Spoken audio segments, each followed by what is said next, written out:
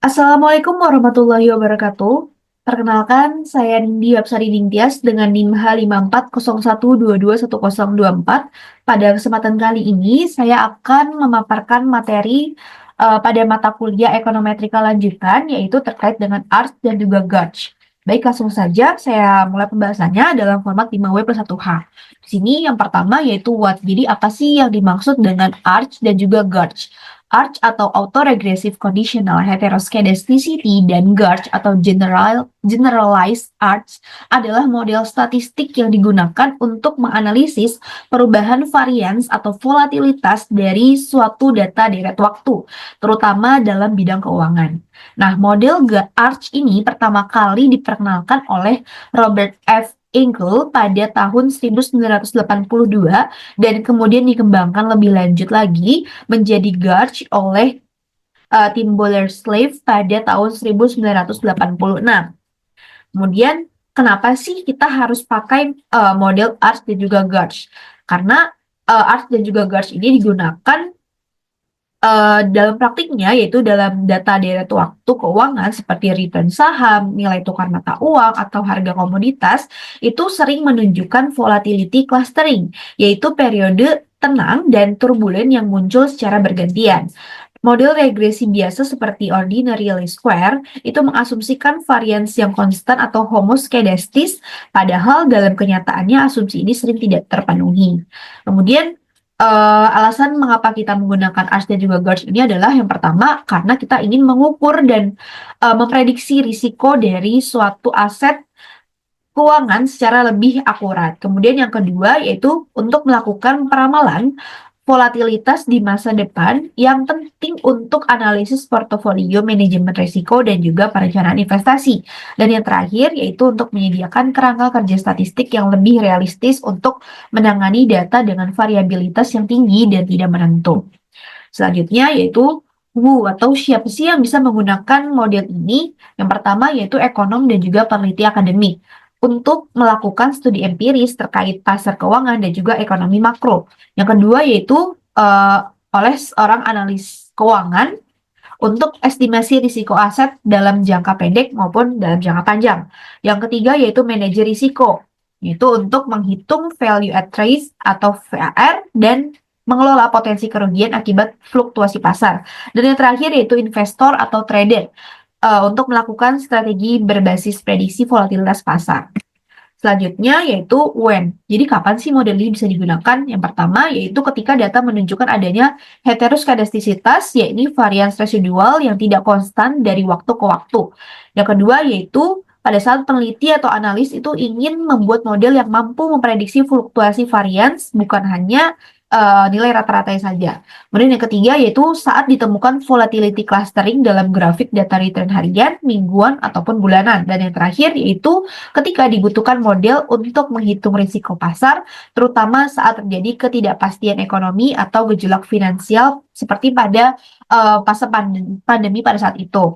Kemudian where, jadi di mana sih kita bisa menggunakan model ARCH dan juga GARCH ini? Yang pertama yaitu di pasar modal untuk menganalisis return saham dan fluktuasi indeks.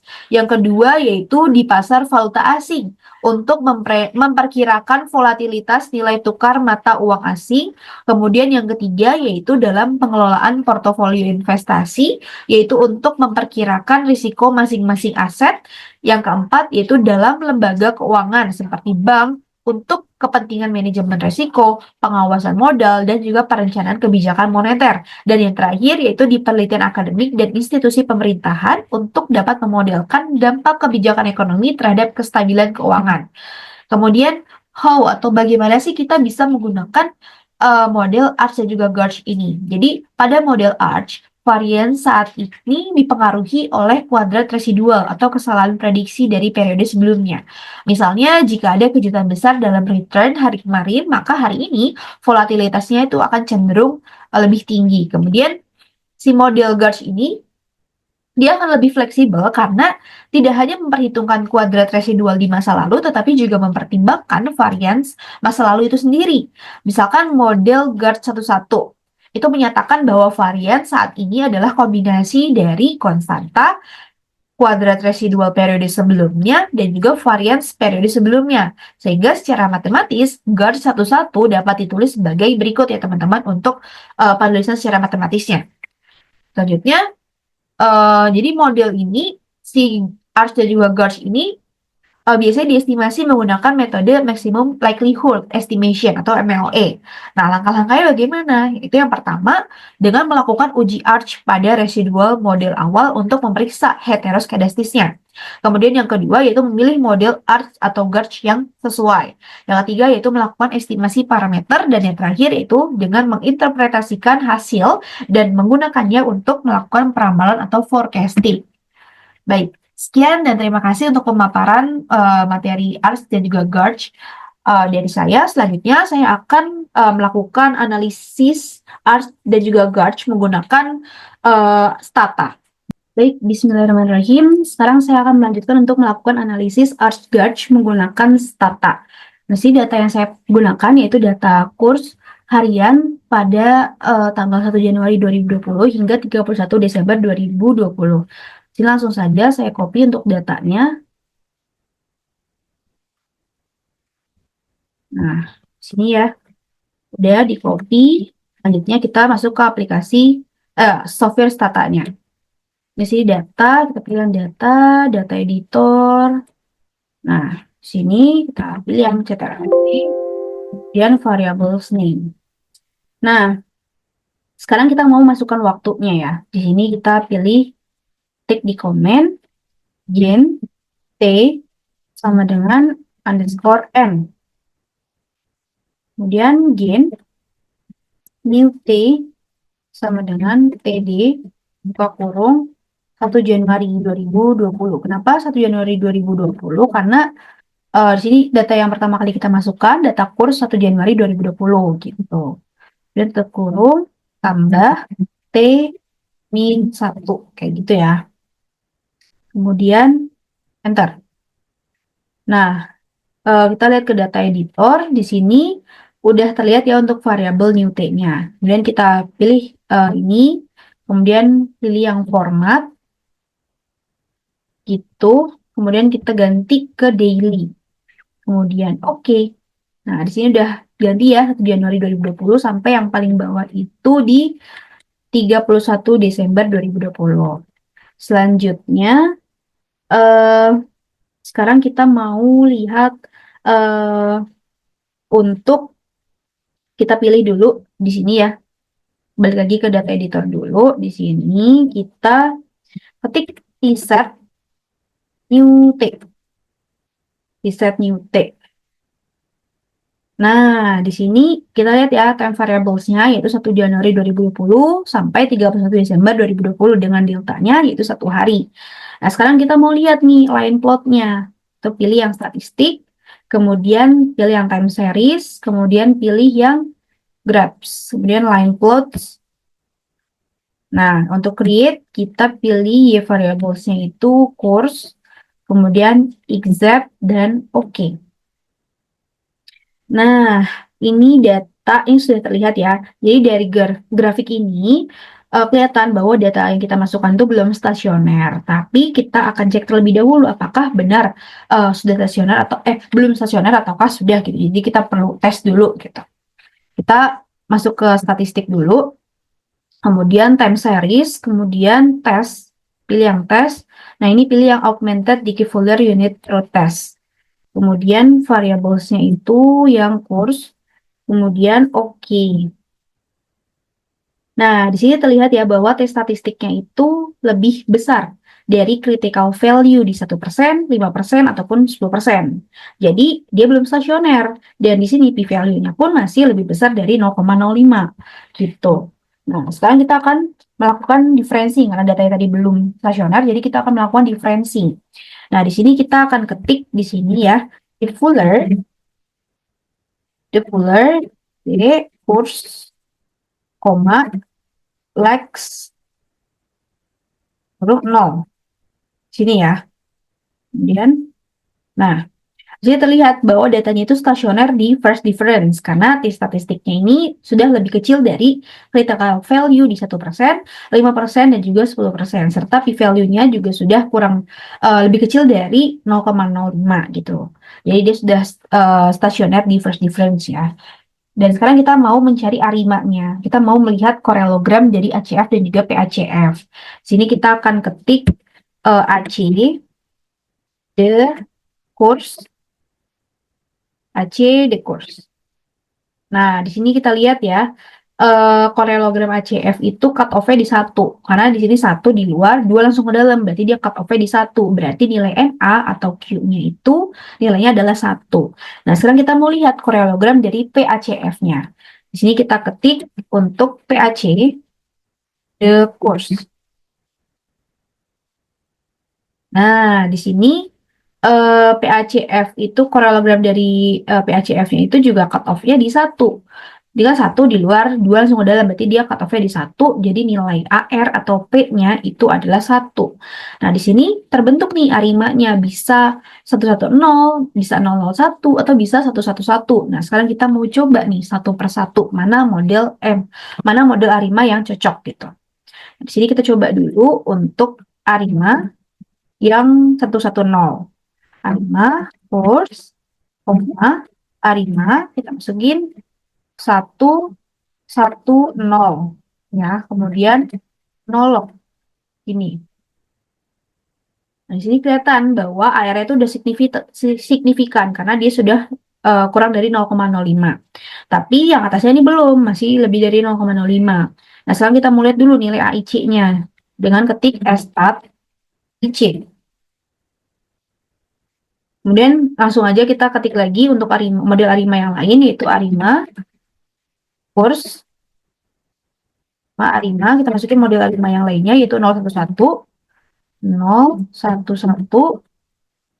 Ini langsung nolong. Nah, ini udah. Kemudian kita ketik lagi start C.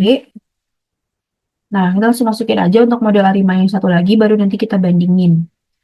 Ini arima course, arima modelnya itu 111.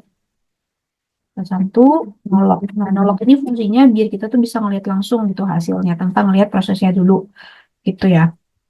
Kemudian enter. Nah, sekarang kita ketik lagi stat IC. Nah, di sini langsung aja kita bandingin ya untuk hasilnya. Nah, kalau kita lihat di model Arima yang 111 ini, dia nggak mungkin kita pakai karena dia tidak stasioner. Kenapa? Karena di sini nilainya itu masih lebih dari 0,05 semua. Ini yang kita pakai untuk model yang 11 ini. Nah, kita masuk lagi, kita bandingin sekarang yang model Arima 110 dan juga 011. Di sini tuh dia p-value-nya sama, dia sudah lebih kurang dari kurang dari 0,05 semua. Nah, di sini juga sudah kurang dari 0,05. Oke, jadi kita bandingnya sekarang dari nilai IC. Jadi kita lihat kalau model yang di model Arima 110 ini dia kan nilai IC-nya 456559.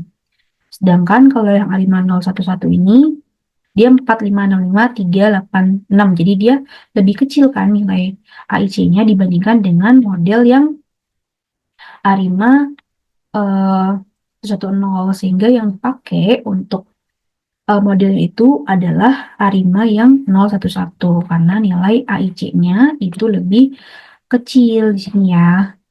Nah, sekarang kita akan ketik di komen yaitu Arima plus Arima 1. Oh, 1. Oh, apa dong? Nah, kita mau lihat residunya dengan ketik di sini predict uhat, koma, residu. Nah, ini ya. Udah. Nah, kita mau lihat dari residualnya, ini heteros kah ataukah tidak gitu. Nah, kita harus regresi terlebih dahulu dengan ketik di sini regres uhat. Nah, Baru kita lihat heteroskedastisnya dengan ketik stat arch ln. Nah, di sini kelihatan kalau ini terdapat heteros karena nilai probabilitas itu lebih kecil dari 0,05 ya. Gitu. Berarti pakai A5 aja nggak cukup. Jadi kita akan pakai analisis Arch dan juga Gauge. Gimana caranya? Kita pilih yang statistik, kemudian time series, kemudian pilih yang Arch Gauge, kemudian pilih yang Arch Gauge models, kemudian untuk dependent variablesnya pilih yang force, kemudian kita ke model 2, di sini P-nya 0, D-nya 1, Q-nya 1, gitu. Kemudian klik OK. Nah, di sini kita akan buat modelnya jadi, buat hasilnya jadi lebih sederhana, biar kelihatan lebih sederhana gitu ya. Kita ketik lagi di sini arch, course, arch, kurang 1, sini kemudian A5, A5, 0, 1, 1. Kemudian kalau kayak gini. Nah, selanjutnya enter. Nah, ini sebenarnya hasilnya sama aja kayak yang tadi, tapi ini versi lebih sederhananya aja. Nah, sekarang kita mau ketik di sini stat IC. Nah, di sini lihat ya nilai AR apa ARC-nya itu nilai ARC-nya itu signifikan dengan nilai AIC dan BIC yang tertera, yaitu di sini 4493,598 dan juga 4509,198. Nah, kita mau bandingin nih dengan hasil Garch-nya. Gitu. Di sini kita ketik arch, course, arch, di sini 1, dan juga Garch-nya 1 di sini. Kemudian A5 masukin 0, 1, 1 ya model yang kita pilih tadi. Kemudian kita lock di sini dan bentar ya. Kayak ada yang salah. Jadi perlu kita ulang lagi. Arch course, kemudian arch 1. Nah, ini salahnya di sini tadi. Ini salah maksudnya harusnya guard 1 aja. Guard 1 di sini. Kemudian A5 baru kita masukin modelnya 0, 1, 1. Itu kemudian 0. Nah, gini ya. Baru. Nah, baru betul. Nah, baru kita ketik lagi untuk stat IC. Stat IC. Nah, di sini dengan adanya variabel Gauge, ini juga menunjukkan nilai yang signifikan. Jadi kemungkinan bakal lebih bagus itu pakai analisis Arch dan juga Gauge. Nah, di sini karena nilai dari AIC pada Arch 1 dan Gauge 1, itu jadi kita pakai yang Arch 1 dan Gauge 1-nya ya. Sekarang kita mau melihat variance dari Gauge 1-1. Ketik di sini predict var underscore Gauge 1, koma variance. Nah, gini ya, predict var Gauge 1, variance. Itu karena tadi kita belum dapat variansnya, jadi kita mau lihat simpangan bakunya dengan cara ketik di sini gen sd underscore Gauge 1 sama dengan sqrt di sini var underscore Gauge 1 tutup kurung gini. Lalu kita lihat ke data editornya di sini ya, bahwa simpangan baku dari Gauge 1-1-nya udah terlihat ya di sini. Ini simpangan baku dari Gauge 1-1. Kemudian di sebelahnya ini adalah variansnya. Nah, sekarang kita mau lihat tuas dari simpangan bakunya. Di sini kita akan ketik ya di komennya. Kita ketik di sini TS line TS line, ST, di sini Gauge 1, TS line, ST, Gauge 1. Nah, grafiknya sudah terlihat ya. Sekarang kita akan forecast 5 hari ke depan. Sini dengan ketik, di sini ketik TS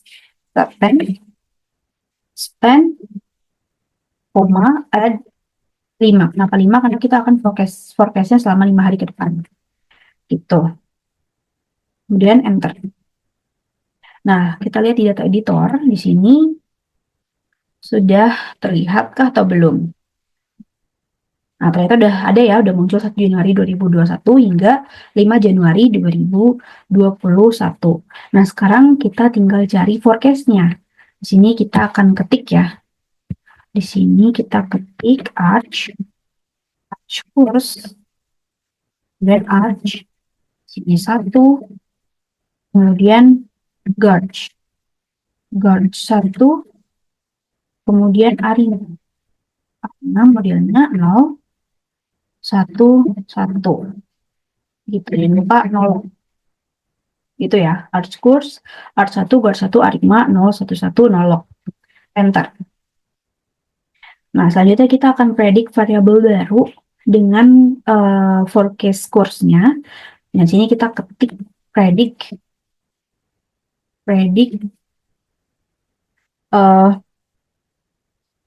course F, Y, dynamic,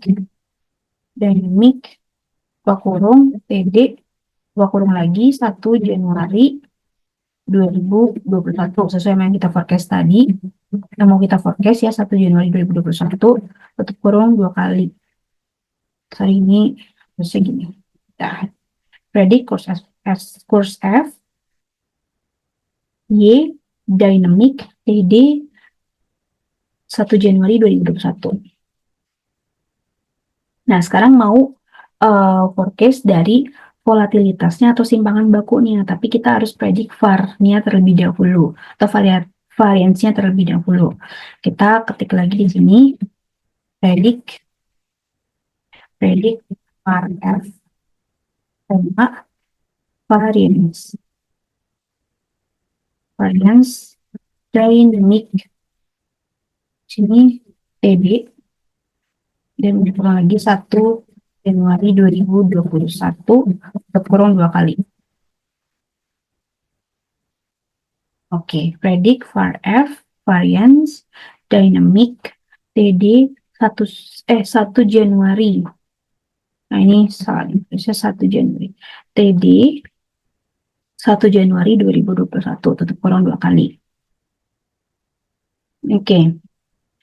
Nah, selanjutnya kan kita akan generate simpangan bakunya. Di sini kita ketik game SDF sama dengan SQRT kurung var F.